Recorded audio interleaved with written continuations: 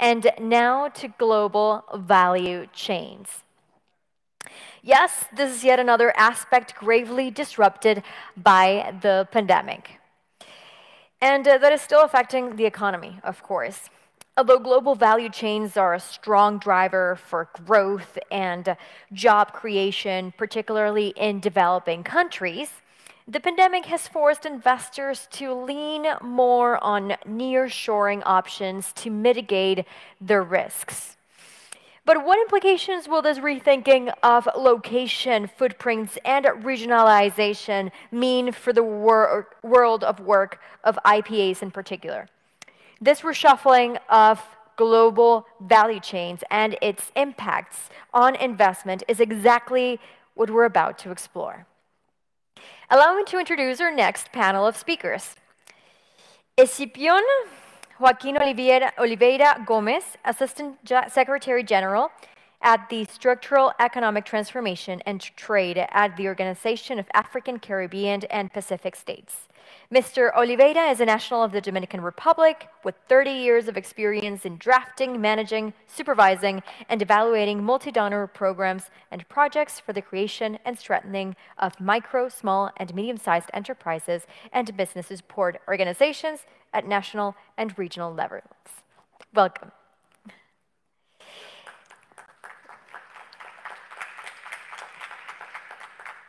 We have John, Vice President at Intero's Resilience Lab. There, he leads generating data-driven insights, research, and analysis on supply chain disruptions, topical issues, and best practices for supply chain risk management. Welcome.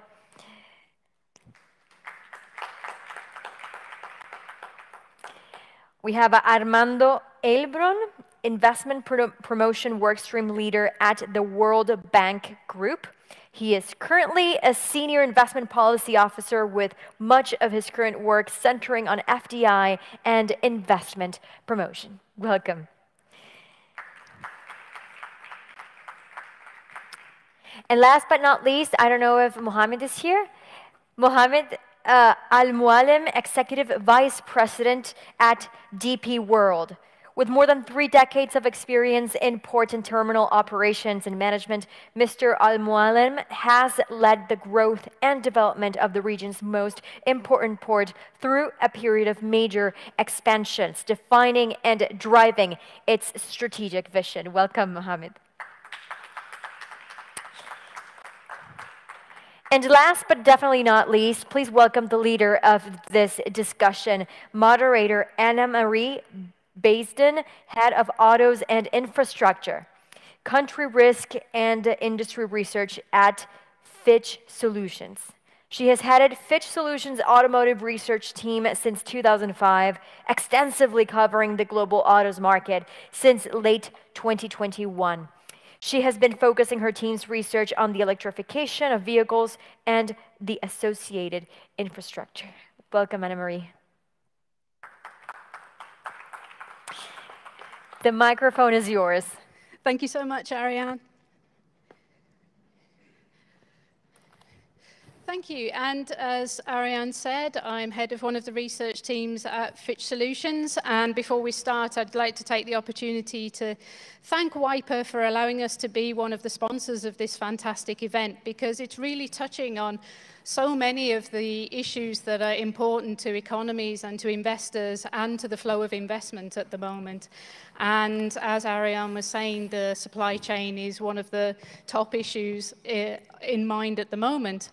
And so I'm hoping that we're going to have a really enlightening discussion on this today. We have a fantastic panel. And I'd just like to start by asking each of you just to give a line or two on your role and how you relate to this topic. If we start with Mohammed. Mohammed Al-Mualem from DP World, Executive Vice President in Dubai, United Arab Emirates. Our company mainly is involved in what we call transportation in terms of cargo, supply chain, which basically connects all dots around the world to make sure that cargo flows on time.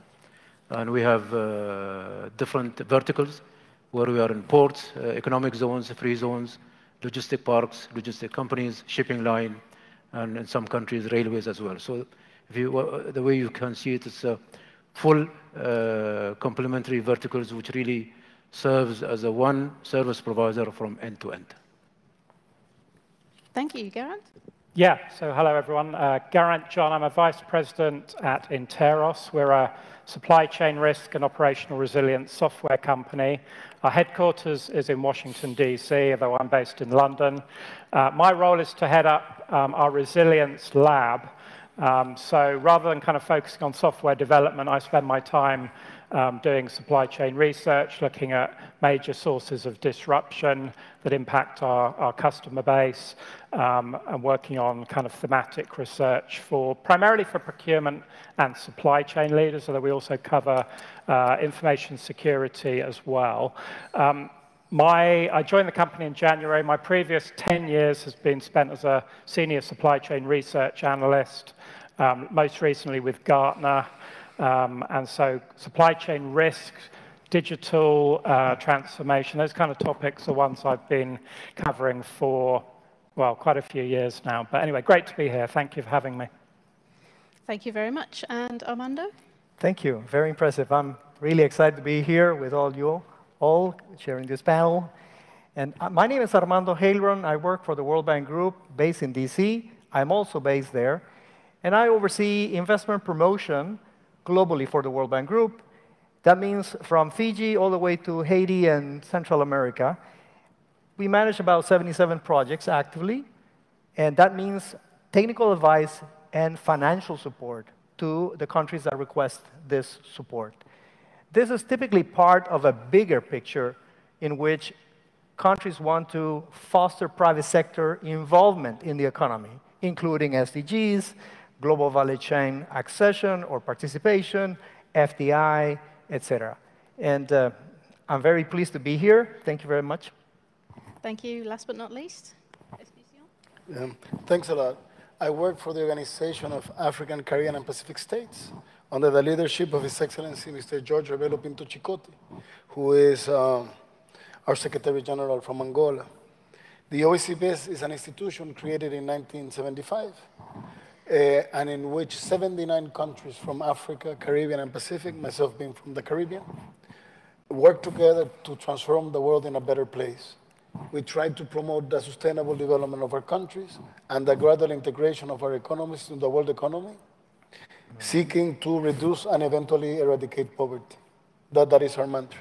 In this regard, we're implementing a private sector strategy based on macro support, meso support, micro, helping fund also all of this, a specific pillar on funding. And at the macro level, what we do is to help change policy. And we work with the World Bank and with other institutions and governments to have a business-friendly environment that will allow the private sector to flourish. At the meso level, we support private sector organizations in our countries to be more efficient, because a lot of the private sector organizations in our countries, I often say, it's like a snake that bites its tail. Given that you don't offer services, nobody pays fees. And given that nobody pays fees, you don't offer services. So we're really trying to transform the private sector organizations to really deliver that service.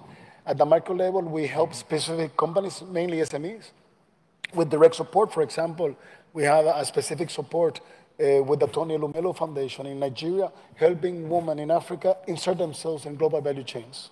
And for that, we give grants from $10,000 as an initial seed capital, and then we can go up to $50,000. But these people, we accompany them technically.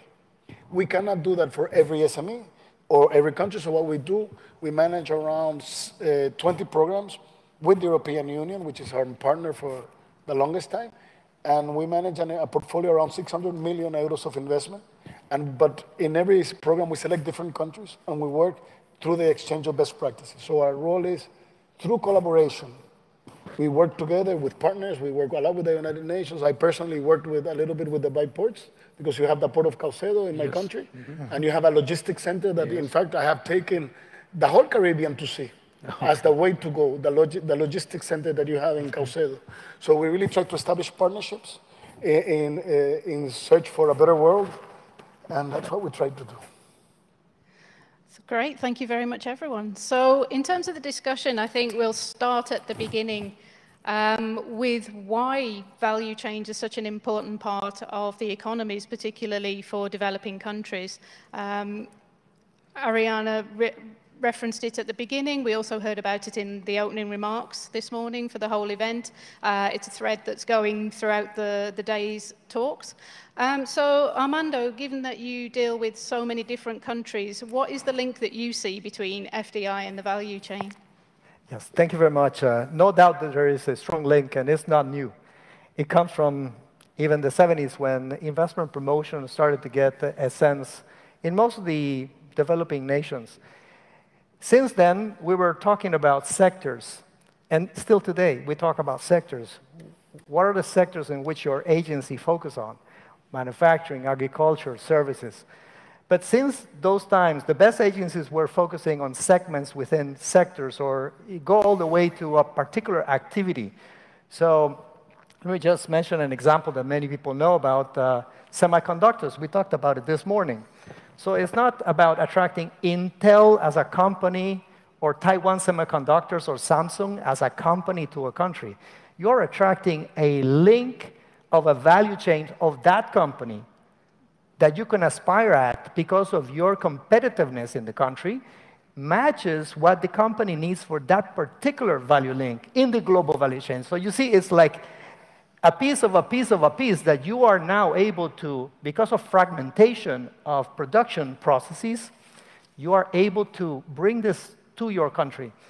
So there is a strong link when you analyze these value chains and you go beyond manufacturing all the way to apparel and textile.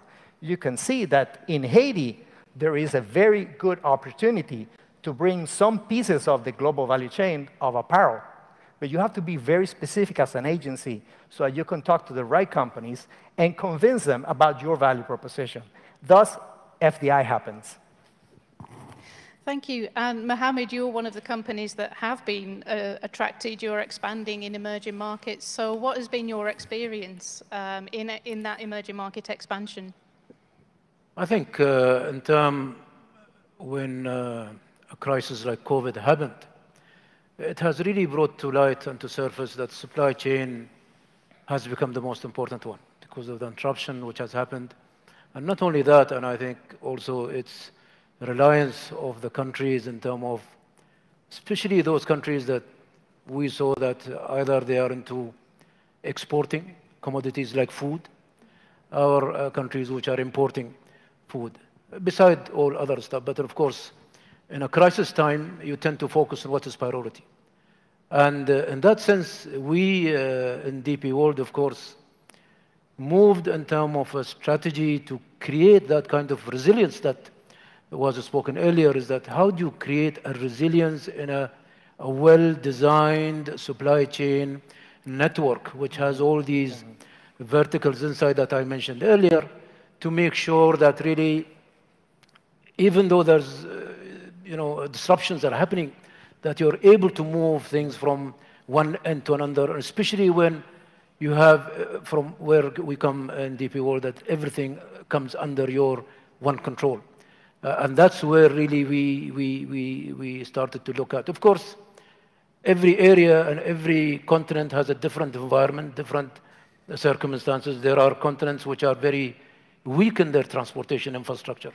They're weak in terms of really, basis of how to deal with these things. There are countries which are good and there are countries which... So we are really everywhere in the world to make sure that we are able to enhance and bring and make sure that we are able to be resilient and sustainable and able to move things whenever it's needed. So there are factories might be working, funds might be there, goods are there, but if you don't have a good, strong network of supply chain with all the components of logistics in it, then the rest really doesn't bring you any benefit. Yes, and you made a very good point there about different situations in different countries, different continents. Especially you're dealing with a number of different regions and countries. And you said that you're actually supporting, working in partnership with those countries. So would you say it's enough to say, here's investment in the country, or are there more responsibilities that come with it? Well, attracting investment is important, but keeping it is better. So the idea that we really need to create, and we work in partnership, I wouldn't say that I work in partnership for the countries, I work for them, in fact. Our institution is organized through which our board are the ministers of the countries. For example, we organize yearly meetings of trade ministers to discuss WTO issues, value chain issues, and we have programs through that. So the idea that we really try to work with them is, first of all, to show them that your competitor is not the country next door. If we really want, and we're really trying to promote the African continental free trade area, or the Caribbean single market economy and the integration of all Central and Caribbean through, in fact, hubs like Dubai Port, I said that we have in that region, you have Guadeloupe in the Caribbean, you have Dominican Republic, you have Curacao, you have Panama. So why don't we work together through prosperity? Because for us, especially I worked a lot with IPAs, and in fact, in the Caribbean Association of International Promotion Agencies that was recently created, or created some time ago, I was one of the persons that launched it, or relaunched it. We talked to the people, please, don't start competing with each other on advantages, because you're gonna sell poverty. And what we're really trying is to sell development. So there has to be a trust between the public and private sector. There has to be trust between neighboring countries, and that is what we help to build. Whether, like I said, along the things we do it with the African Union, the Caribbean, the Caribbean CARICOM, CARIFORUM, the Pacific Island Forum, and also with donors like the European Union. We work with the United Nations and the different countries. So I think that the best thing for promoting value chains is have a good business environment and creating trust between partners, also creating trust between the consumer and the companies. And I would say also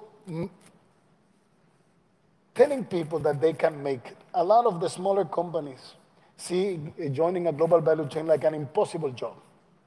And it's like if you like to go a marathon, if you want to do a marathon, you don't go the first day and try to run 42 kilometers. So today I'm going to do 100 meters. I'll do the 100 meters with you. Tomorrow we'll do 1K. The next day, 10K. So this is what we do, accompany people in a group towards that. I hope I responded to your question. You did indeed, thank you. But that also raises a good point, that once these companies are in the value chain, do you think this shifting of the value chain can create opportunities for them to start to move up? Oh, definitely. You have to start little by little. One of the things, for example, our countries, we take West Africa, between Ghana and Cote d'Ivoire, they produce, 90% of all the cocoa in the world, but they produce very little chocolate. So rather than to sell raw beans, now we're working with them to sell maybe paste, and then you have also very good chocolates being developed. You don't necessarily have to compete with Nestlé, but you can also change the consumer habits. In some of these countries, local people don't drink chocolate, they just sell it, so create a habit. I come from a tourism country, I come from Dominican Republic. So if we can say we have 10 million tourists a year, that every morning a tourist in Dominican Republic, we wake up with a chocolate in its pillow, that's already a good industry. You could have already a lot of SMEs selling that little chocolate, and you start there. That person will come back to its country, and they'll say, I like Dominican chocolate, let me take Haitian chocolate now. And well, because I like rum, I like touring the Caribbean through rum. So you don't necessarily need to compete with each other. Sell the chocolate of the ACP together, have different tasting. You can do the same with rum. And the link, it seems kind of a disconnect in our countries that we want directly to sell to the European Union and we don't sell to the local tourist market. So one of the things we're doing is, if you can already sell to a hotel, especially international chains, you already have the quality, the necessary quantity. That is a big test. You don't necessarily have to go directly, I'm going to sell it in a supermarket in Germany. So it's a process, and a process that needs trust, and it needs also an infrastructure. You need quality infrastructure in the country, people to certify. You need transport infrastructure. You need a cold chain. In many of our countries, you don't have the necessary cold chain to to be able to ensure that the products arrive even from the country to the supermarket. One thing that I was involved in the past, in my own country, if you look at before in the past, we sell tomatoes. We produce tomatoes. So what they do, they put tomatoes in a truck. So the first 3 feet of tomato is tomato paste by the time it arrives to the factory, because it's all compressed by the size of the tomatoes. We told them, no, buy plastic boxes, and then the weight of the tomato won't be. That's simple, but it changes the productivity humongously.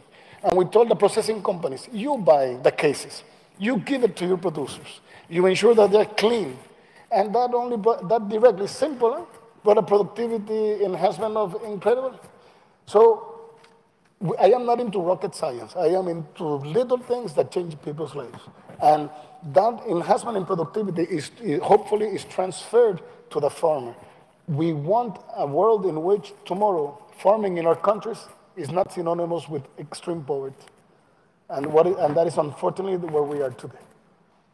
So we work with what they call the living income differential, created by Ghana and Cote d'Ivoire for the cocoa industry, that we want to expand to have a minimum resources for the people. Same question that a lot of people will be interested in. Armando, maybe you could start with this, is how do countries optimize their participation in the global value chain? Yes, absolutely. Thank you very much. It's not a secret that we have had a more frequent series of crises that are being compounded. And this has increased issues in the global value chains. That has led to increased cost, which nobody likes. Inflation is at the 10% in most countries that we are tracking. And of course, this is not something that consumers or companies like. So they're desperate at looking for options. And they are strategizing about increasing resilience, and you guys can talk more about that, increasing resilience, which is not putting all the eggs in one basket that is going to disrupt them and being unable to sell the product or service because of one supplier not being able. Our data shows the following 3 statistics. Companies are looking for ways. One is supply management change, or SMC, supply management technologies. 80% of the companies that we surveyed are looking for such a technology to relieve them from this situation. Second, 70% is to increase with the suppliers they have, one more. So you've heard of, I had one supplier for this screw, now I'm going to have 2 or 3. And with the 60%, companies saying they are looking for nearshoring, if not already moved into nearshoring. So how agencies can position themselves in this decision-making of companies? This is exactly what research does. IPAs must have a very strong research department looking for these type of opportunities. Maybe geopolitical, maybe it's China +1, as we have seen from our stats, that companies are deciding to cut down in China, then move somewhere else. And so countries in Asia should be looking, because it's not that the companies are shutting down, let's say in China, and then moving to Dominican Republic. Not necessarily. It depends on the sector. It depends on the global value chain. It depends on their market, on their strategy. So basically, agencies should be researching and then re-strategizing what segments they're going to be trying to pull attention from investors. Thank you. And Mohammed, as one of these companies that has been expanding, what do you think companies should be considering while looking for perhaps alternative options?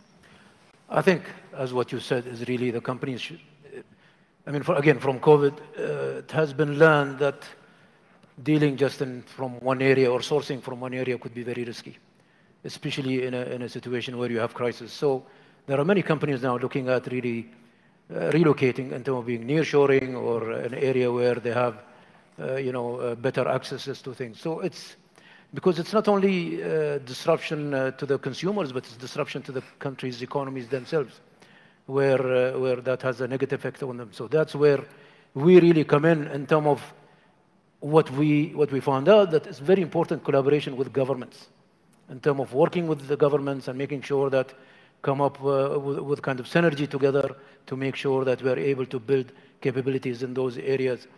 For example, in India, we are looking, because of our investment in India and because of our network in India, and because India being a major country in terms of exports, that we are working with the Indian government of Made in India, in terms of working with them to help them to work together in terms of increasing export to the destinations where it is needed. And also in countries like in Africa, for example. I mean, we are there in Rwanda, in Kigali, where we have created a similar situation. We have been able to connect them. So during these pandemic times and during even post-pandemics, that we need to now create this, what we call the platform for those companies which are able to locate themselves near to those areas where they really need to supply or buy from. So then it really benefits the whole world rather than just that particular area. So this is really where we are going. Thank you. Geraint, did you want to? Yeah, I mean, I think the good news for many of you in this room is, as you've both rightly said, is there is a big move, certainly from a supply chain strategy and network design perspective, to diversify operations to different countries, whether that be manufacturing, whether it be sourcing, whether it be distribution. So I think that's the good news. You mentioned China. Many of our clients, many of the companies I've been working with over the last few years are gradually beginning to move some of those activities to other countries, whether in Asia, Southeast Asia, South America, or elsewhere. So I think I'm new to the foreign direct investment promotion world, but it would seem to me that ought to be good news. Having said that, I think the bar, if you like, is constantly being raised in terms of the requirements that you need to fulfill as a country, as a region, and as an operations base in order to attract companies that are going through this diversification. So all the familiar things have already been mentioned in terms of transport infrastructure, in terms of labor pools, skills and education, all of the things that I'm sure many of you here in the room know far better than I do. But I would say there are, to that list are being added things like, a more of a focus on country risk. To the previous session, what are the environmental and social risks or opportunities that are present? Those are going to be evaluated much more rigorously by many companies than they would have been done in the past. I also think we've seen the drought here in Europe, in China, in parts of America, in South America, and elsewhere in the world over the last few months. I think climate change and the risk of extreme weather, whether it be drought, floods, wildfires, etc. Those things, again, most companies I work with, most companies we survey, are not doing much assessment on those things at the moment, but that's going to become a much bigger focus going forward, I think. Okay. So I think, as I say, there are lots of opportunities for you all, but also the bar being constantly raised higher. Yes, Mohammed. I just wanted to add. I think one thing is also very, very important, which has come out of all this. I think is technology. It has pushed us very hard in terms of really investing in technology to make sure that. In terms of time, in terms of data, in terms of knowing. So you do your decisions on a smart way, so then you can really achieve the maximum benefit of it in that sense to be able to reduce the cost, to be able to reduce the time deliveries and all that. So I think that's one thing which has come about of this as well, is really the technology, and I think that's a path that we will continue to go forward with that. Sure. Yes, I want to jump in. What my colleague said, I strongly believe that the need really to invest in all of these things. I would say environment for the companies, social justice, and all of this. But what we're also discussing is that these rules have to be developed together. What we are afraid at our level is that new rules are being developed into the global value chain, where I'm participating very closely with the textile value chain. We're talking about DNA marking for cotton, very complex things. they can easily transform in non-tariff barriers to trade and exclude the same people that we wanted to help. So what we're really trying to work together with our colleagues from the north is let's develop these rules together. Let's sit down and see, can we actually do blockchain technology when in the farm you don't have electricity or a computer or nobody can actually use that? So, and I always say, we love our environment. I grew up in an island, and I am a person that likes sailing, swimming, and we love our children as well. But a person has to eat every day.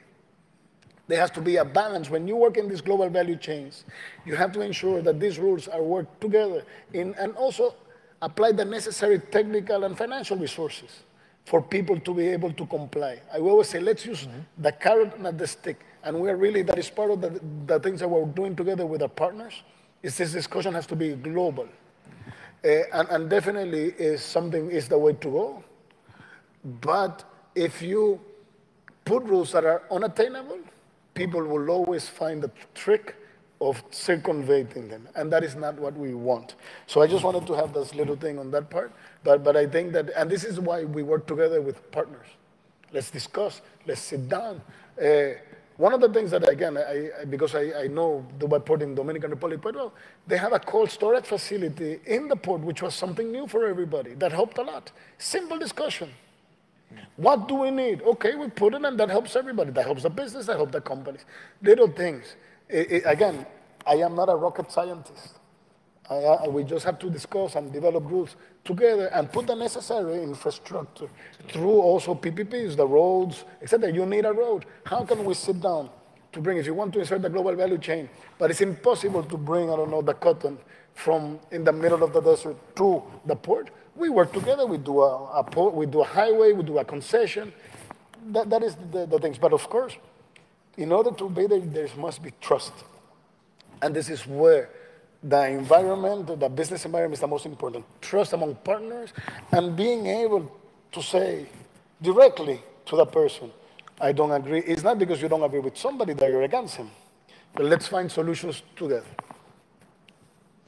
Thank you. And I think in talking about extra requirements that countries are trying to meet, Mohammed raised a good point about technology, which I think is something else we should cover because, you know, the industries that are using the supply chain are increasing technology in their industries. The supply chain itself is increasing technology. It's throughout the supply chain.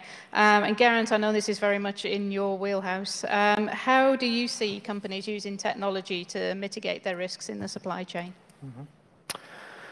Yeah, I mean, I think there's a number of different elements to this. On the one hand, we see developments in areas like 3D printing, for example, in robotics.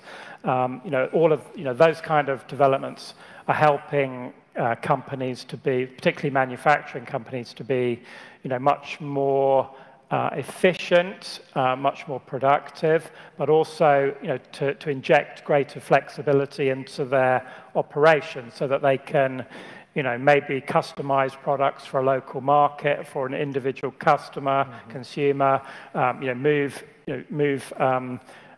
the production and capacity around, particularly when there are kind of disruptive events. So I think that's kind of one element. I think automation is another big factor, again, in terms of efficiency and productivity, but also when we're talking about something like reshoring or nearshoring, the reality is that many countries or companies that over time have outsourced and offshored a lot of their activities are, if they want to bring those back, well, guess what? They don't have the labor pool, they don't have enough people with the right skills to actually perform those jobs. And so, automation has to be, if you're going to do that, then you have to have, more machines, more robots in order to make that possible, and also to bridge the cost gap, which is another factor. I think, technology, you mentioned risk. I mean, my own company is very much in the space of trying to help our customers to kind of think ahead, get ahead of potential sources of disruption, whether that be environmental, whether that be weather-related, whether it be logistics-related, whether it be geopolitical, cyber events, and also, ESG and sustainability. So I think, technology or modern technology has a role to play in helping to bring relevant data and information, to equip people with the kind of insights that they need to make better, faster decisions. That's important if we're looking at where we need to set up our operations or where we need to shift or diversify our operations. It's also important in terms of what kind of things going on in the world and in our extended supply chain do we need to be aware of? What kind of risk factors do we need to analyze? Where are our highest sources of risk and dependence, across that extended network. So that's where my own company is very active. We're trying to encourage companies to be much more proactive about how they model and plan and sort of think about these things further ahead rather than just constantly reacting and responding in the moment. That will always have its place, but it's only one half of the equation. And if you want to be kind of truly resilient, as I think Armando and Mohammed have mentioned, then certainly you need to be much more proactive. You need to invest up front. You need to plan ahead. Certainly, and as someone who covers the automotive industry, I know one of the problems they've had is that it's based very much on a just-in-time model. Yeah, and so now the thinking is, what is the future for that model? And so bringing the supply chain nearer perhaps can help with that. But I'd just like to pick up on the automation point, because another area we've looked at in our research is automation imports. So Mohammed, do you have experience of increased technology imports and in your expansion? Absolutely. I mean, it's all driven at the end of the day by efficiency, speed, and productivity. And therefore, then you pass on the savings to your clients and customers, and therefore it's a chain. In automation, of course, depends where the automation can be taken place. That we are all doing it. For example, we have equipments without any more operators or human beings on them. So therefore, now the machines are being done from a control room or from a control room where you have a joystick and basically done by a system. And then also we're using robotics in certain areas where it's a very dangerous kind of operation. So then, you don't have the human element there, so you remove the human element, and basically you have the robotics doing that kind of job. We have all the systems in place where basically everything is done with AI, in that sense that it's really predicting and forecasting for you. Where when you're using the AI and your systems, then your error is kind of zero. You don't lose any of the containers. Imagine among millions of containers that you have, suddenly if you have few containers which have been missed or lost, it's an impossible task and basically lots of time and efforts. So definitely in our industry, I think automation is taking in every aspect of it to make sure that we are really using it for our own benefit, and then that benefit can be passed on to the industry as we go forward. Yeah, and I'm sure in the cost environment we're in at the moment, that's greatly appreciated by all parties. Absolutely. But we've kind of touched a little bit on nearshoring, and I think throughout the day, nearshoring, reshoring, onshoring, all these strategies have been mentioned quite a lot. Armando, I think I'm going to put the million-dollar question to you. From your data and the work you've been doing, is it happening? Thank you very much. As a matter of fact, I was thinking about that and providing some examples. The survey we did with more than 1,000 multinationals across the world is showing some interesting data in terms of whether they have the intention or not. And I mentioned a few things, which is about 60% of these companies are using this mitigation measure to increase their business continuity. We call it resilience, but and for them is business continuity. I need to continue my business, otherwise I go out of business. In that context, 60% are saying, I would need to consider some sort of nearshoring, onshoring, friendshoring initiative.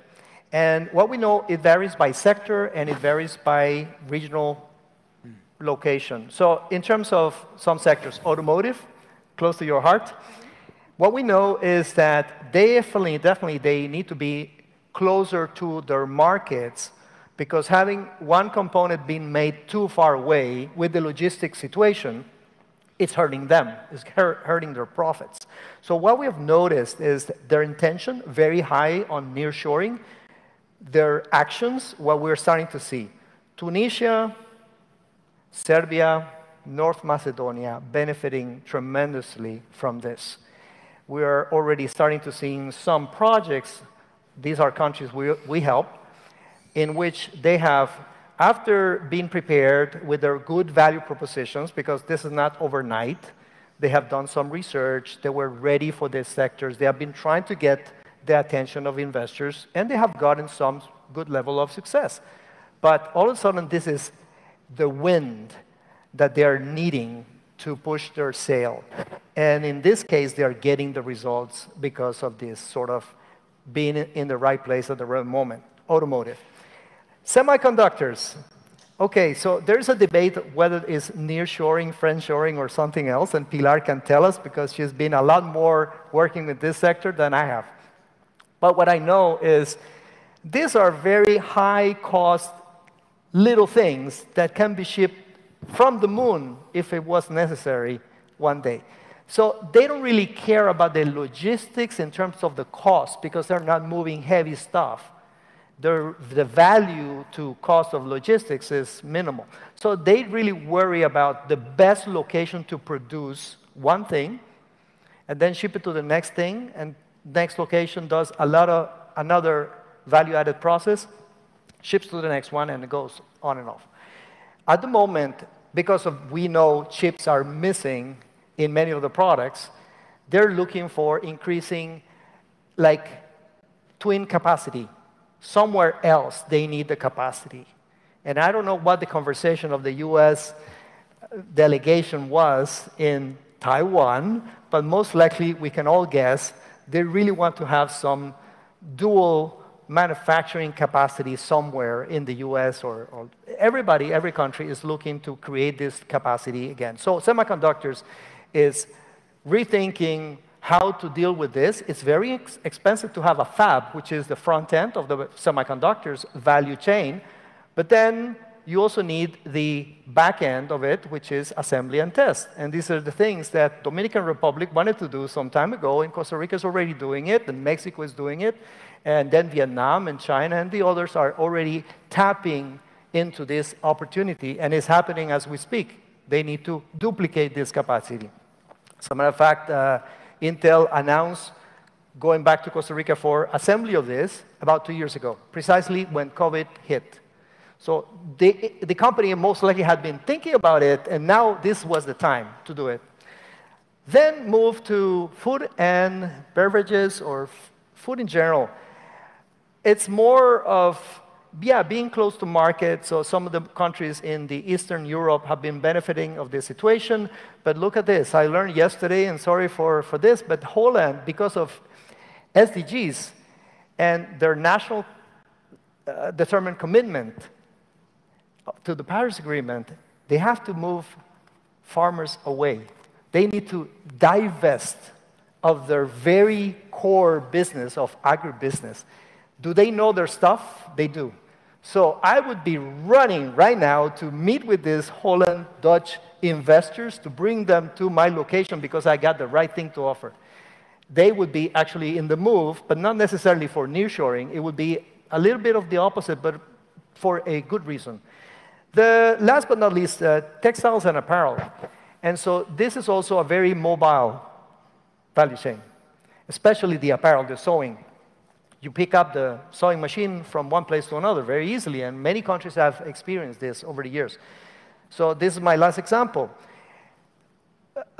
Being close to the US market, which is still the largest market for apparel and textile in the world, is very important to companies. So very recently I learned that a Korean company decided to reconsider their footprint, FDI footprint, in the region, and they had made an investment in DR. They also are reconsidering Haiti. They do have. They're also reinforcing Guatemala. And last but not least, they put a thread manufacturing facility in Costa Rica. So this is exactly bringing closer to market many of the things they have in Asia. So very fascinating. Back to you. Yes, please. I wanted to jump in what Armando said, and also, again, this is investment promotion agencies getting together. What can the investment promotion agency do to help, really, to people to insert the value chain? Is to know what are the needs, understand, really, like you said. If you're going to do semiconductors, you want to promote that. Do you have enough engineers in the country? Okay. Is there a link with the universities? In many developed countries, and also I must say that India is an example to follow. India, South Africa, Brazil, you do have a very close relationship between universities and research centers and the private sector that you don't have in other countries. Of course, the US, Europe, they have. So we have to promote this. You must understand what sector you're promoting. What are your advantages? In my own country, we benefit tremendously from tourism to export fresh fruit. You don't see why. Why? Because a tourist going to the beach takes a small bag and sandals, and the belly of the airplane is empty. So we just filled it with fruit. We filled it with plants. We filled it with melones. How you say melones?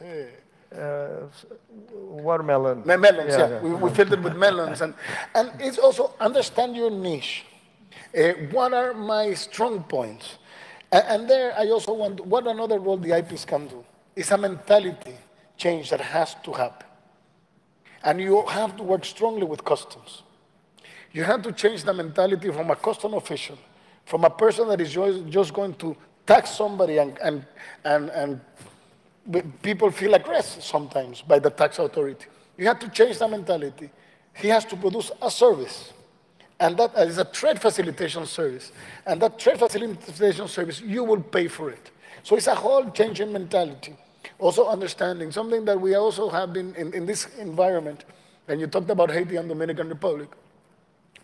We trade under different rules. Haiti trades to the European Union under everything but arms, and anything but arms. We trade under the EPA. You cannot accumulate rules of origin between both countries. And that has hampered joint investment in textiles that was working and stopped it. So we're really trying to work with the African Union in that sense. What are the rules that would allow accumulation of rules of origin to have a whole product in the region and allow true continental value chains in Africa and hopefully facilitate the work between Haiti and Dominican Republic if they want to do global value chains, if that is the thing. But the IPA must work to understand, I would think, the expectations of the investors, what they need, and even a step further, create some of the needs. Okay, this is why you should invest in my country, because I can offer you this that they never thought. So I think, like Armando said, it would be foolish to promote semiconductors if you don't have in the country the necessary environment to promote it, because you will be wasting your time. So I just wanted to jump on that one. No, 100% on this. Absolutely. This research that I meant, I put it like high level. It needs to be very specific to the sector. You need to understand how the investor feels and the needs for the particular project in this value chain, because electronics for automotive is very different from making a muffler. Very different site selection factors. So the agency needs to understand, am I trying to get muffler production in this context in which mufflers are going to go away, or electric motors, or something of, say, the navigation system of the automotive? Where am I? What exactly does the investor in producing the screen needs? Do I have what they need? If not, then do I work with the partners in the country to bring it up, to get the skills, to get the infrastructure, the ports, the logistics? Yeah. Back to you then. Thank you. No, I was just thinking, so this is for any of you, because it's a thought I just had. If we see what's being demanded of countries changing, does it need to start moving beyond just industry and into education so that countries have the workforce that's needed for these different industries? It depends on the industry, but most likely, yes. The answer is yes to most of the sectors. What I would say, anything that you invest for your people is not lost. investing in education, investing in knowledge, investing in everything. Even if the person leaves the country and goes work to the States, what happens a lot in our countries, they actually come back and invest in the country or help. So investing in your people is always a good investment. And education is a must. Yeah, thank you. Just to go back to the nearshoring, because if we are bringing the supply chain closer to the end user, Mohammed, what does that mean for the transport sector, for logistics, in your experience of the post-pandemic? Well, if we are past the pandemic, since we've started seeing this shift in supply chain, what does it mean for logistics? I think it's at the end.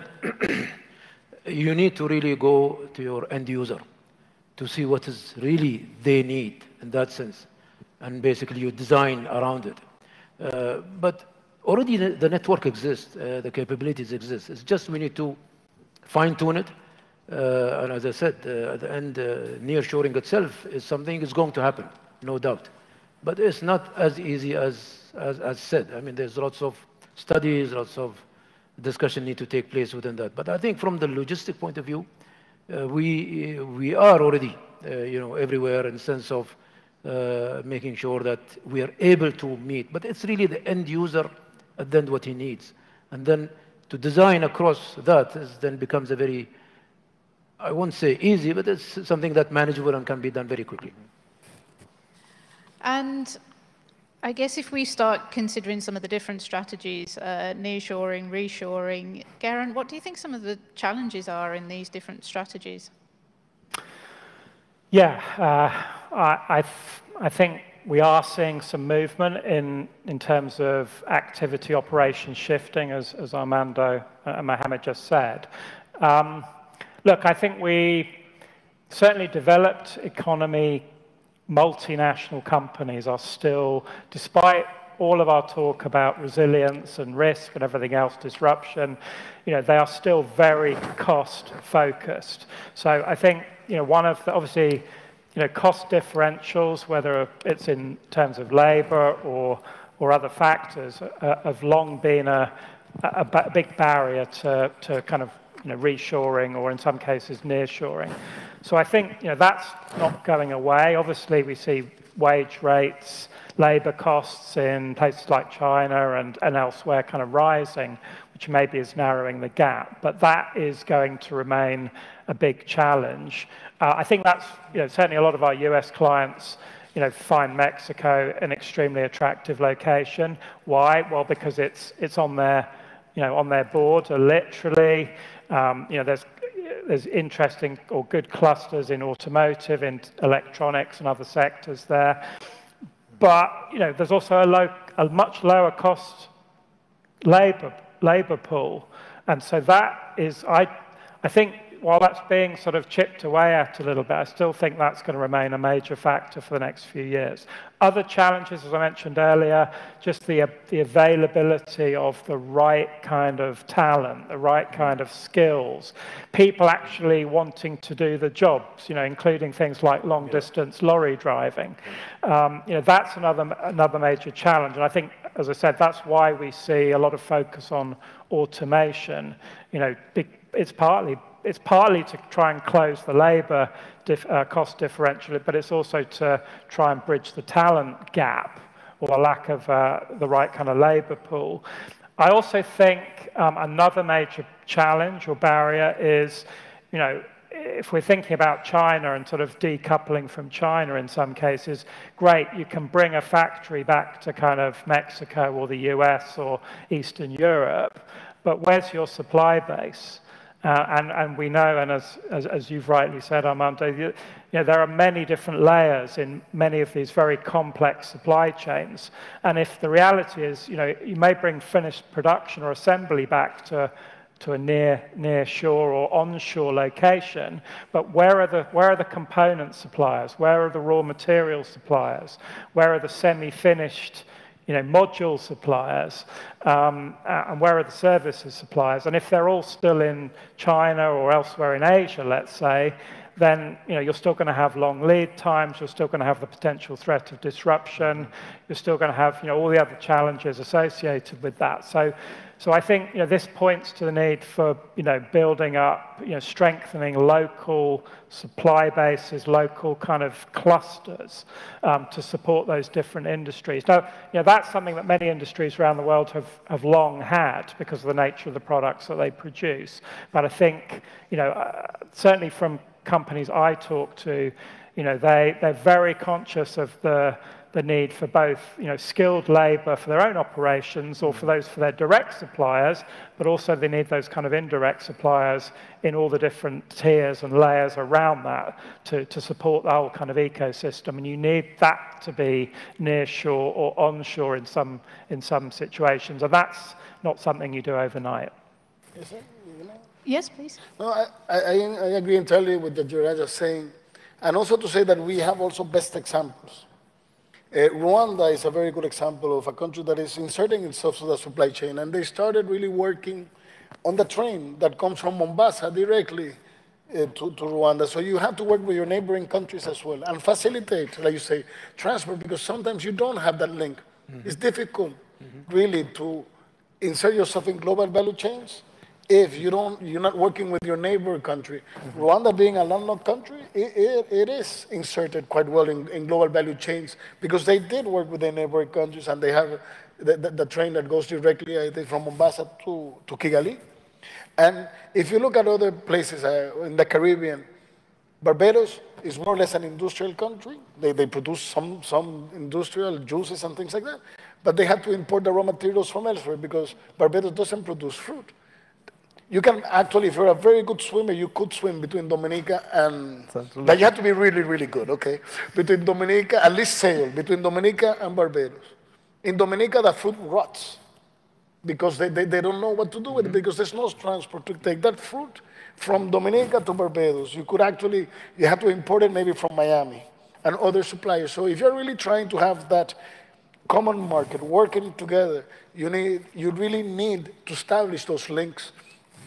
And also, do your best. For example, I went once to Fiji, and I was so surprised that in Fiji you don't have a coconut ice cream.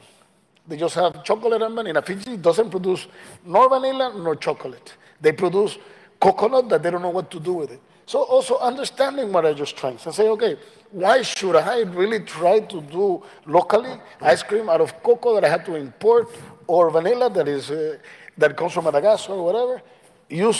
Know your strengths and use those strengths and work with your colleagues and your neighbors. So this is one of the things, just jumping on what Gerard was saying.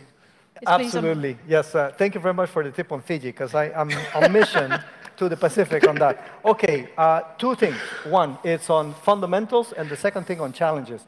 You were talking a lot about the fundamentals, and you represent here a lot of that. This market is very important to companies. If you don't have the customers, you are not selling, you are out of business. Suppliers, very important to have a good level of suppliers and some redundancy.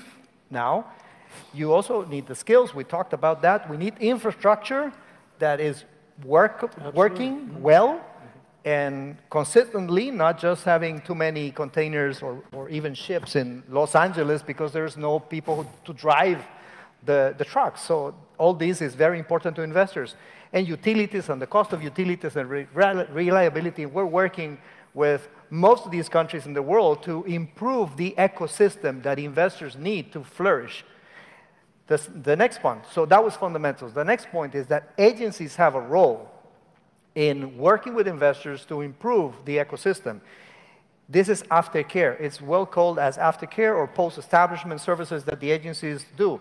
But guess what? Not many agencies are doing it. Most of the agencies were thinking that promotion is going to events and sort of meet with investors. And that's a very good role to attract the attention of new investment. What about the existing investors, the established investors? Pilar just mentioned that 70% of their pipeline of confirmed investments last year came from established investors, 70%.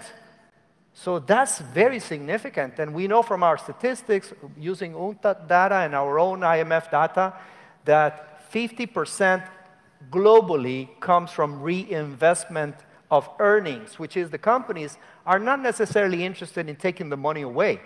If they could continue expanding because of the consumers want their products and their services, they would continue to do so. And the agency is in the best place, talking to investors, talking to their stakeholders and government to improve the conditions so that that company continues to expand. And when crisis comes, you talked about challenges, with this reconfiguration of the global value chains, then follows FDI decisions. All right, do I need to cut down in China a little bit and moving those machines to somewhere in Asia? Vietnam, for instance, it has happened a lot. That means Vietnam wins, China loses, but I'm sure if they could work together, for instance, Laos could also get a little bit of the piece, and you know, in the end, everybody wins a little bit of this reconfiguration. Thank you. And I guess while we're on the subject of challenges, we'll broaden this beyond nearshoring to challenges to the supply chain in general, and particularly for small and medium enterprises that you work with, Especion, in developing countries. This may be interesting for a lot of our attendees. What are some of the challenges? You mentioned regulation and having to meet those regulations. Are there any other challenges that SMEs are facing?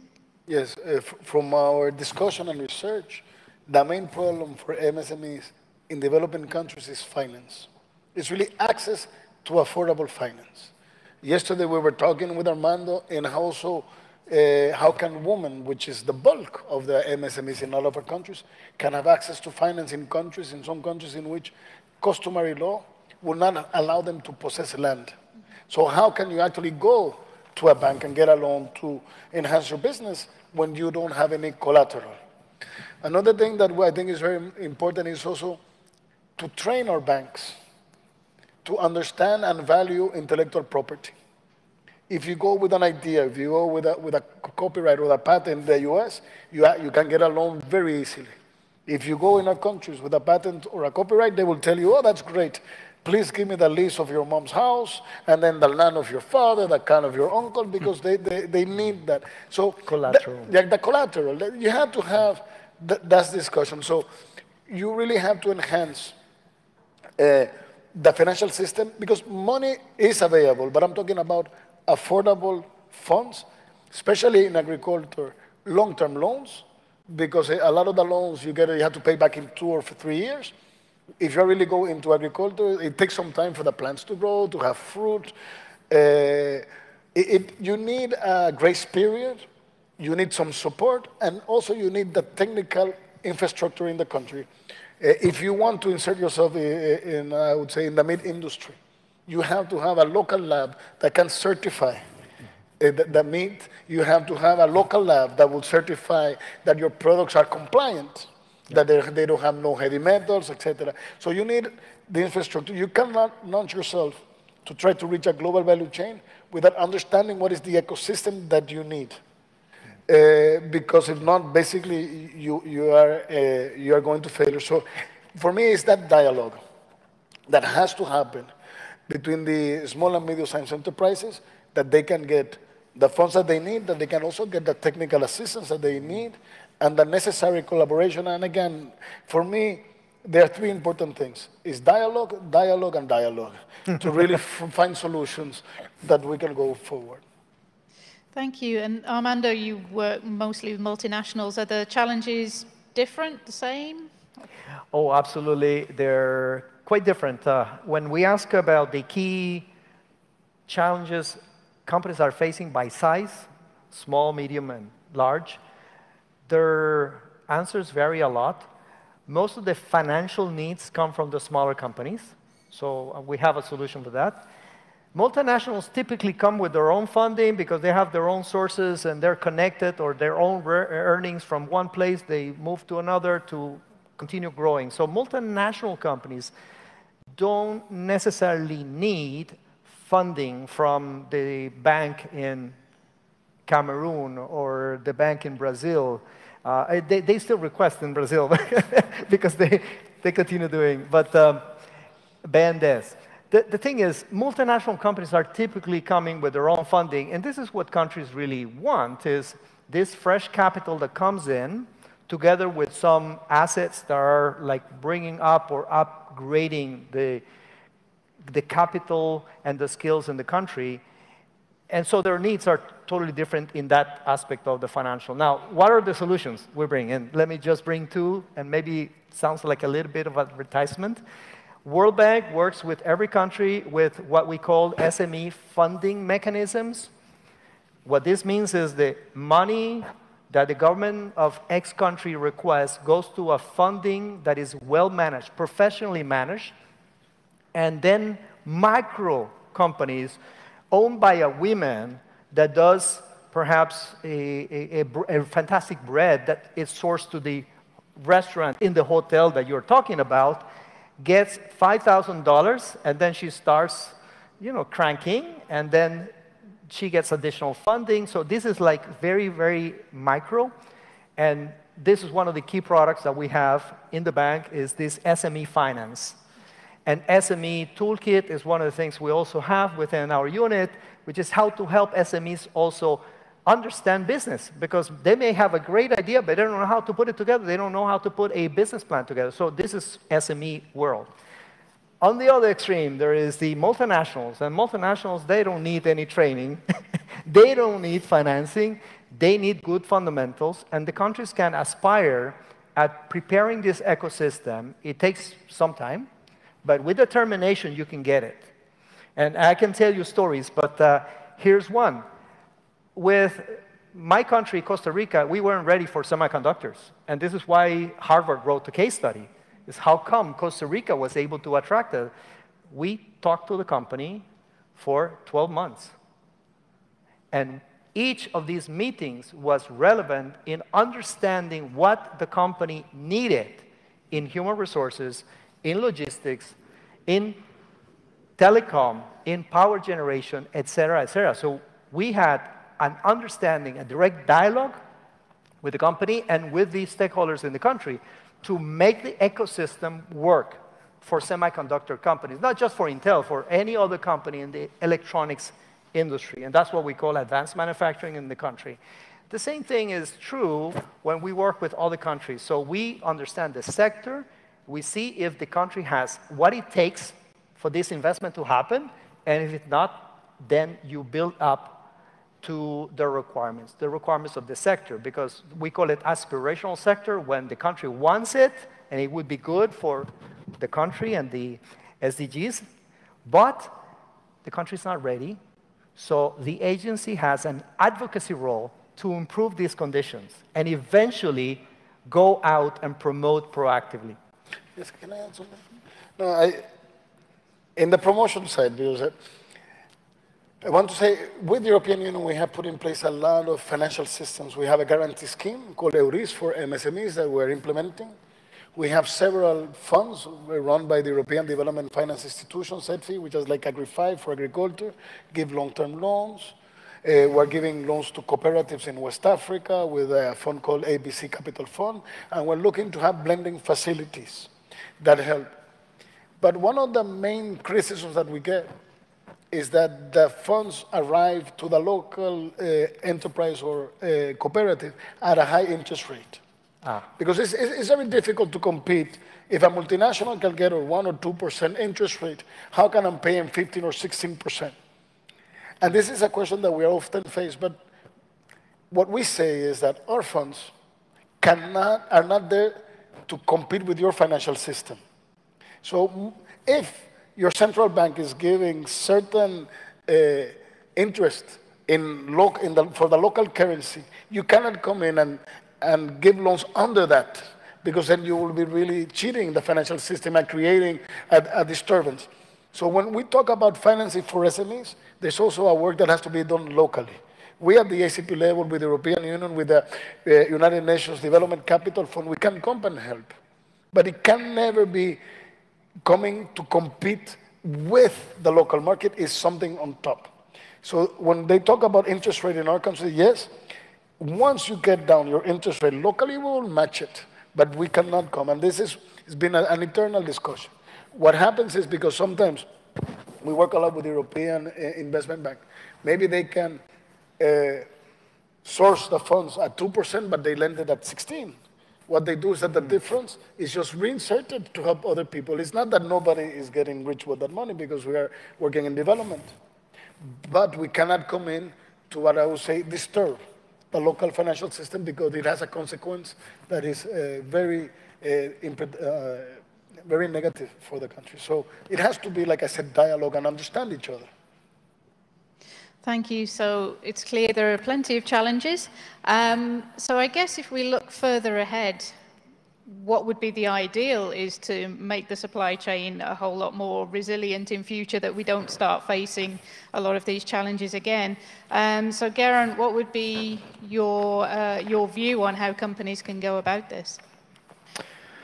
Yeah, I think there was a really interesting speech by Christine Lagarde of the European Central Bank in Washington a few months ago. And I like the way she kind of characterized really the kind of shifts in the international trading environment, because I think it's very relevant to the topic of supply chain resilience. And she talked about, moving from a situation of dependence to one of diversification. We've talked about that already. She talked about moving from efficiency, particularly with a focus on cost efficiency, which has really driven globalization over the last 30 plus years, to more of an emphasis on security. And I think that's where, Amanda was talking earlier about friendshoring, that's where that comes in. Also, we see massive injection of billions of dollars in the US, for example, to try and build up a domestic supply chain and production capacity for semiconductors, for lithium-ion batteries, for active pharmaceutical ingredients, and a whole range of other things. I think there are some dangers there, but I think that's the way, with the geopolitical situation as it is, that move to security and sort of maybe sort of dialing back a little bit on cost efficiency as another aspect. And then the final one is moving away from a more, a very globalized trading environment to a more regionalized one. And I think, everybody in this room is here to attract that kind of investment to their country, to their region. So I think, supply chain leaders, organizations, strategists are, they're kind of doing all of these things in different forms and at different times, depending on the kind of businesses they're in. But I think, rebalancing some of the, where operations are based, how many alternatives we have, how we manage through different disruptions and crises as they come up. These are all kind of considerations that have been very much to the fore over the last 4 to 5 years, I would say, and I don't see that changing over the next 4 or 5 years. So there's a number of different elements. A lot of it requires investment. It requires rebalancing the operating models that they've been accustomed to. And you mentioned, obviously, just in time in the automotive sector. We see examples of where that's being reconfigured a little bit, maybe not dramatically, but to some extent. So I think there's a lot to work on, but I certainly think companies need to be much more resilient, much more operationally resilient than they have been up until now, if they want to be able to respond to and to take opportunities rather than just constantly being hit by disruptions, crises, and risks. Thank you. And I think you made an important point there that a lot of people here will be the people looking to win some of that investment. So does anyone here have a question for the panel? I believe you press the button in front of the microphone if you have a question. Sure. Hello, good afternoon. My name is Mustafa from Nigeria. My question will go to Mr. Gomez as the OASPS Secretary. I just want to ask, what are you doing in OAPS in terms of inter-trade relations? I just realized that Nigeria is a member of OACPS, and I haven't seen anything in the charter of the IPS. And I said, okay, let's look at it. What are you doing in terms of data collection for this chain, global chain, and so on, or inter-trade, so to speak? I am a little bit deaf, but I think I understand. Okay, let me rephrase the question again, okay? Yeah. I mean, what is OACPS doing in terms of inter-trade between member countries? Okay. Yes. We're trying to support the African Continental Free Trade Area and the African Union. And we're working with our partners creating an environment. For example, one of the programs that we have is with the World Bank, which is a competitive innovation program that is working in many, many countries. In fact, if you look at what we do, we help in every single country through the World Bank, through the UNCDF, through UNIDO, UNCTAD, ITC, etc. But we get little credit for it. I always say that we are the best kept secret in the development world. But in many of the programs that you would have in Nigeria, you will have the imprint of the OECPS. For example, in your specific country, with the Tony Elumelo Foundation, we have supported from the funds negotiated with the European Union, hundreds of women to help them insert themselves in value chains within Nigeria. In fact, we're working with ladies selling directly now in Europe through Amazon and things like that, people that were helped. So the way that we work at a policy dialogue through the ambassadors in Brussels that discuss with the European Parliament, for example, in these new trade rules, how can we ensure? Right now you have several rules, I think deforestation rule that is coming to the European Union. You have one in due diligence and others. I think a win that we had, and that was led by Ambassador Dosso from Ivory Coast, ambassador in Brussels, is that when we started negotiating the deforestation rule of the European Union, basically, they would say, they started as the year zero, I think it was 2010. What does that mean? That would say that they would take a satellite map from Nigeria, and they would say this area in 2010 was a forest. Nothing that is produced in that area can be exported to the European Union. And we told them, come on, but that was like 12 years ago. Things have changed. You have to start, the base year should be when you start the new regulation. So we were able to move that date from 2010 to 2020 today. And we would have hoped that it was 2022 when the regulation will start. So that's something that seems like far away, but has a humongous difference. Because we cannot tell the European Union, no, that land, we're going to put all back the trees and nobody, that's impossible. So that type of discussion is at a political level. At a meso level, we work a lot with the African continental feature area regarding what I mentioned, rules of origin. A lot of the countries in Western Africa, some are trading under everything but arms, others under EPA. You cannot accumulate between them. That means that you cannot have a global value chain. So we're discussing with the European Parliament to flexibilize those rules. And then we have projects in all these countries helping directly MSMEs in quality. We helped a lot the African and Regional Standards Organization to upgrade ARSO, to allow them to service the public sector. And we are very much engaged with the Federation of West African Chambers of Commerce, promoting public-private sector dialogue and collaboration. I'm a very good friend of its executive director, Mr. Aminou Agadiri, that lives in Laos. So yes, I can spend a lot of time, but we have around 20 programs working all over the place with partners. But at the end of the day, we don't necessarily have to be known. We work for our countries, and that is what we need. For you guys for the private sector and the public sector to discuss and put in place systems. And maybe because I think that will be the last time I'll speak, what you said concerning having servicing locally, I agree with that in a way, as long as it does not become a barrier to trade. Because with this mantra of buy locally, I agree. And we have to create that regional market in our own countries, but it cannot be used in developed countries to exclude developing countries from global value chains. So I really want to work. We are not against anybody, we are for everybody. Thank you, and thank you for the question. Please, in the green jacket. Thank you. First of all, I want to thank all the panelists for all this information that you have shared with us. And my question is more for the people, for the gentleman from the World Bank. I think you talk about a program that focus on financing for small company and with a tool, everything. So I'm from Haiti, and one of the biggest issue that different size of company are facing is access to finance.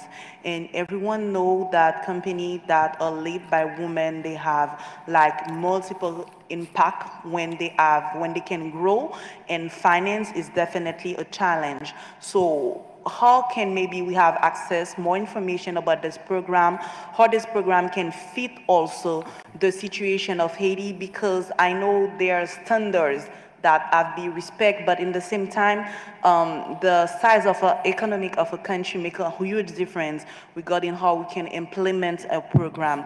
So I know World Bank, it's a big institution, but in the same time, how we can fit all those information, all those tools that exist, and to see how we can leverage Haiti, how we can do something positive. I don't know if you might. Absolutely, thank you. And your name is? My name is Daphne Florial. I'm from CFI, Centre de Facilitation des Investissements. Super. Bon. In Haiti, we're working with CFI, as a matter of fact, and thank you very much for the question. 3 answers to perhaps expand that question. SME development, the World Bank put together a fund of about $20 million. I know it's not much money, but it was $20 million to have micro, small, medium enterprises come and request this money with a grant for matching funds. So the way it works, for you to know, we put this in many countries, especially Africa, South Asia, and some countries in Latin America.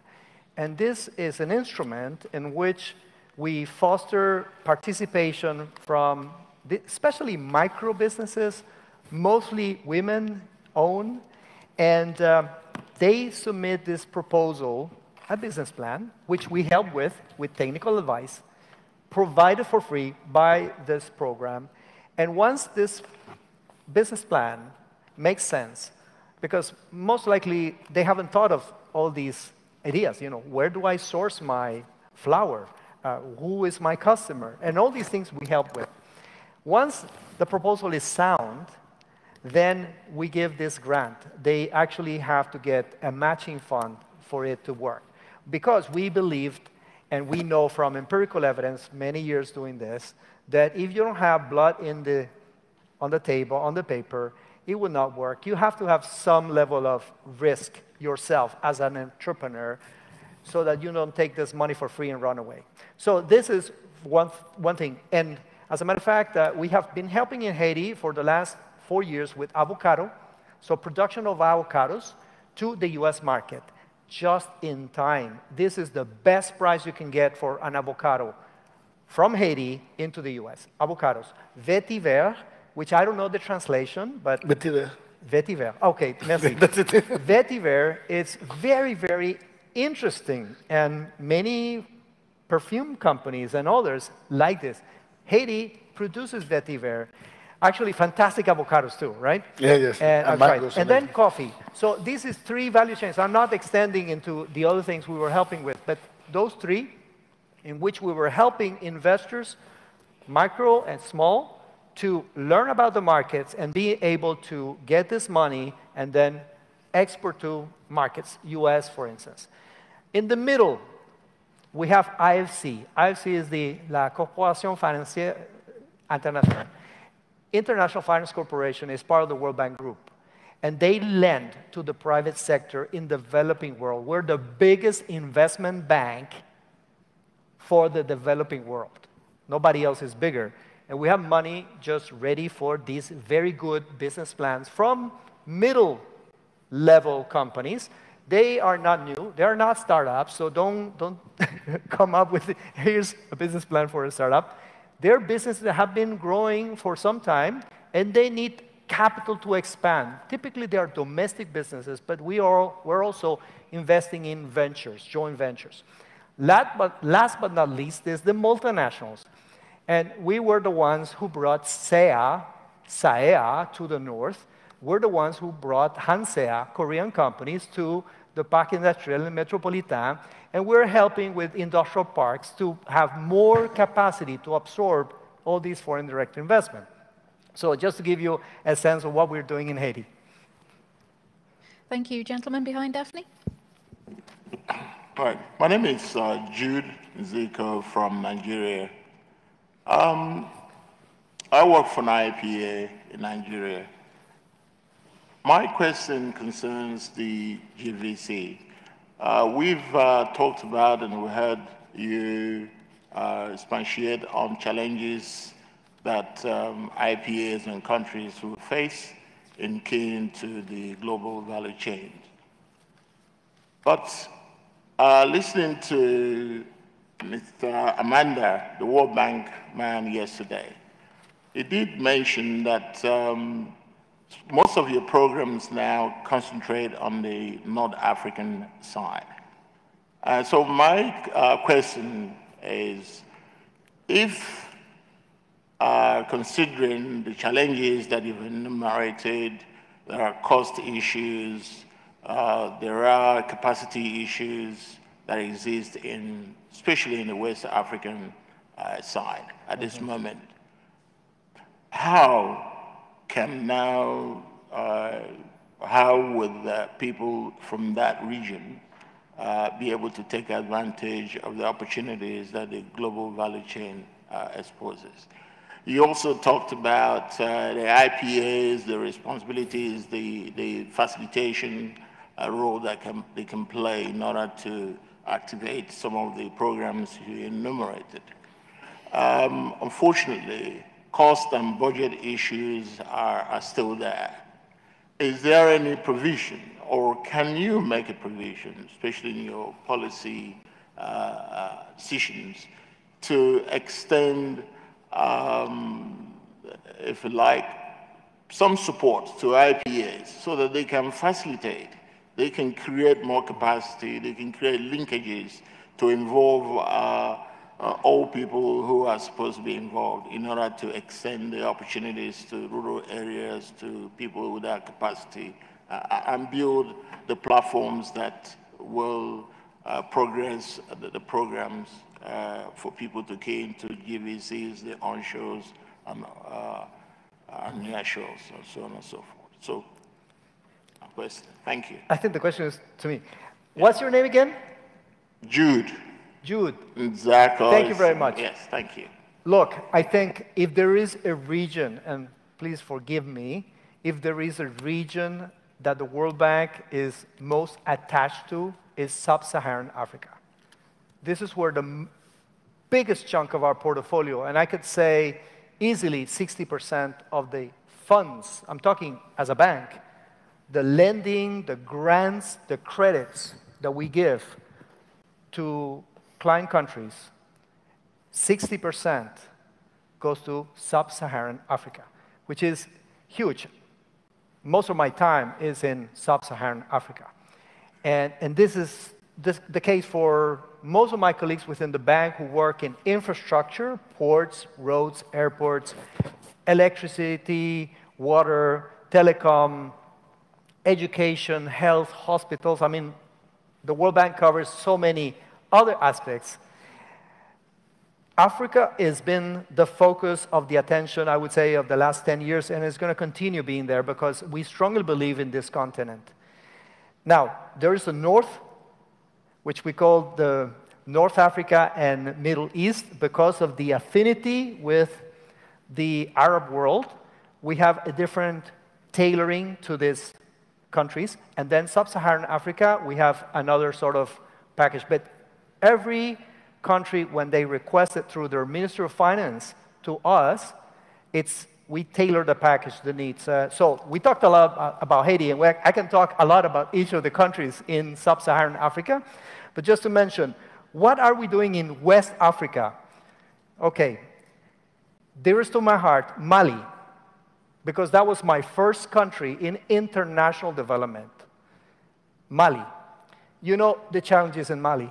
We actually had a fantastic investor event to bring in the attention to Mali, and then there is the terrorist attacks and the situation there, which makes it very impossible, I would say, for any foreign investors to go, unless you are in some risk-taker type of segments or sectors. Mining is one of those. I think Mali is just one example, but then there is Côte d'Ivoire. Côte d'Ivoire is in a different level. Senegal is in a different level. Cape Verde, detached and has a different set of conditions. Each of these countries. Then Nigeria, we just are signing a loan to Nigeria about $1.3 billion. And this loan is focused on subnational development in Nigeria. And it has several things. Actually, it's a fantastic instrument. I'm sorry. But basically, this instrument is giving the money to the Nigerians, and then they decide how they achieve the goals of this program. You are in the driver's seat. And so this is a fantastic program, and not every country can aspire to this because it requires a level of maturity in terms of managing the money. And I'm very happy. This is all West Africa that we're talking about. Very different countries, different languages, different cultures, different religions, different needs, and we're tailoring the packages to each of these countries. And if you want to talk more, I can do it because I think we're almost out of time.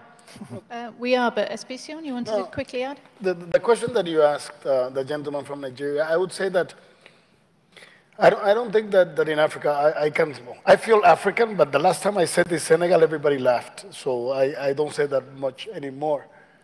You shouldn't see the Mediterranean African countries as something separate from the continent.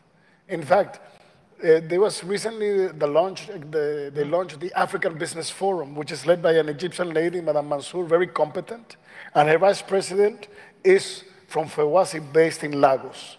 So I think that one of the things that we should try to do is to collaborate, government and private sector together. To do that linked, Egypt should be also helping develop its neighboring and have value chains that cross whole Africa. That would be the continental free trade, the African continental free trade area. It's not limited to sub-Saharan Africa. It's Africa as a whole. And in that sense, we recently created the Business Forum from Central Africa, because every region had one except Central Africa. So we're helping in that dialogue. So maybe we can sit down, I can give you the contacts of the African Business Forum and how it's related to West African Business Forum, which is based in Lagos. And that, I would say, don't see it separate. African continental free trade area is a dream that has to happen together between the continent. That would be my advice. I'm not African, but I feel very much African, yes. It's the biggest opportunity, and we're many international organizations helping. I was simply responding to the response given yesterday. It was a comment made by one of the presenters that you're concentrating on Northern Africa. So I wasn't really attacking, but simply clarification I was seeking. Thank you. Thank you very much. And we do have to wrap up. It's time for a networking break. I'm sure we can carry on the conversation in the exhibition area if anyone wants to do so. But before we go, I'd just like to thank all of our panelists, Mohamed, Geraint, Armando, Escipion, and thank all of you for attending. Thank you very much.